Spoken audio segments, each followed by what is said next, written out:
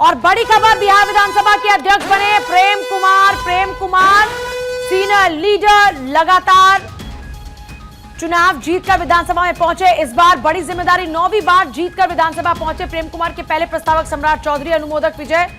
और बिहार में बीजेपी के वरिष्ठ नेता हैं प्रेम कुमार, जो विधानसभा के अध्यक्ष के तौर पर चुने गए, निर्विरोध अध्यक्ष उनको चुना गया है। और 2025 विधानसभा चुनाव में गया टाउन से वो विधायक चुने गए थे। गया टाउन से रिकॉर्ड 9वीं बार वो विधायक चुने गए हैं। और उनकी इसी वरिष्ठता को ध्यान में रखते हुए देखिए 26,423 वोटों से कांग्रेस के प्रत्याशी को उन्होंने हराया। बिहार में बीजेपी के वो बड़े नेता हैं, अब उन्हें निर्विरोध अध्यक्ष के तौर पर चुना गया है। बड़ी बात है कि विपक्ष ने भी कोई अपना यहां पर जो प्रत्याशी है वो मैदान में रखा ही नहीं।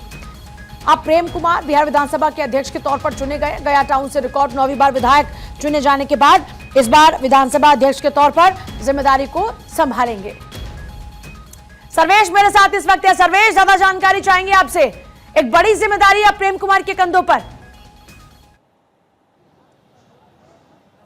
पूजा, देखिए हमारी थोड़ी देर पहले उनसे बातचीत हुई थी और उन्होंने निश्चित तौर पे देखिए जब नामांकन किया था तभी से ये क्लियर था कि प्रेम कुमार विधानसभा अध्यक्ष चुन लिया जाएंगे। और जिस तरीके से बीच में कुछ दिनों पहले जो विवाद एक सामने आया था कि जेडीयू भी चाहती है कि अध्यक्ष पद उसके पास रहे क्योंकि गृह मंत्रालय नीतीश कुमार ने छोड़ दिया था, तो ऐसी परिस्थिति में हरनारायण सिंह को जेडीयू चाह रही थी, लेकिन बाद में आपसी तालमेल बैठा और उसके बाद तालमेल के बाद प्रेम कुमार ने अकेले कल नामांकन किया।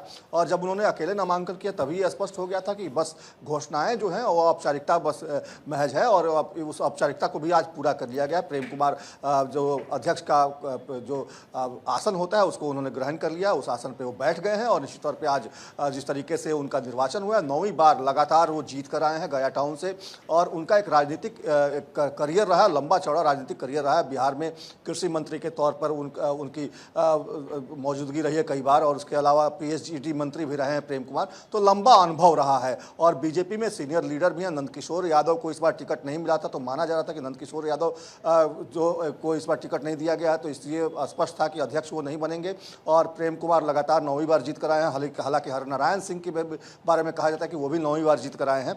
तो ऐसी परिस्थिति में देखिए प्रेम कुमार का चुना जाना लगभग तय था। प्रेम कुमार ने निश्चित तौर पर इसको लेकर पार्टी और तमाम नेताओं का, नरेंद्र भाई मोदी का भी एक तरह से एक बार आ रही हूं सर्वेश आपके पास। तेजस्वी इस बीच बिहार विधानसभा में क्या कुछ कह रहे हैं? हम लोगों की किसी की कोई व्यक्तिगत विद्रोह यहाँ नहीं है, दुश्मनी नहीं है। हम लोग केवल बिहार के हक अधिकार के लिए यहाँ आए हैं महोदय।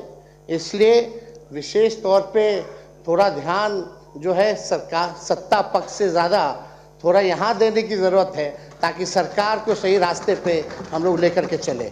आप चुने गए, इसके लिए बेहद प्रसन्नता है। और आप सब लोगों को, जितने नए सदस्य चुन करके आए हैं उनको भी शुभकामनाएं हैं। माननीय मुख्यमंत्री जी नीतीश कुमार जी को भी हमारी शुभकामनाएं हैं कि स्वस्थ रहें और बिहार को अच्छे से आगे लेकर के चले।